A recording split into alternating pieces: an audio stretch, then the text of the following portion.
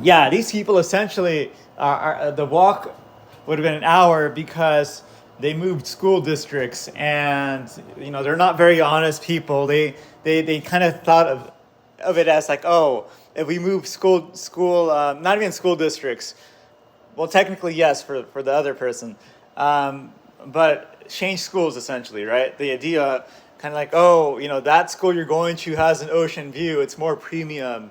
This school has all the gang members. They have that kind of mentality.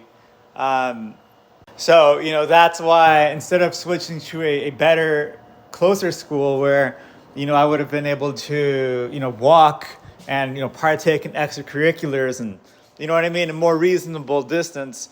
No, we're right there. They're like driving their big ass new Expedition, right? So they're driving their luxury car. They have their luxury house, which I'm standing in right now. We're way down the street, like impossible. Like honestly, even a bicycle ride would have been like highly questionable, and I wouldn't even recommend it today. Very unsafe.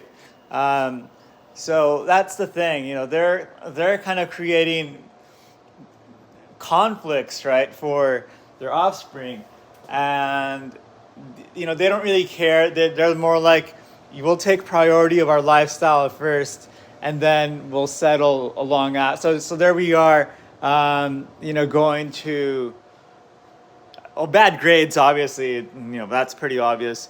Like, go study with these people or the library, or eventually it turned into like no, we like all those programs are closed or whatever, or they're done for the, I don't know how they work, or but anyways, they don't last long enough. That's the thing, because like I said, we have been picked up in the dark, literally.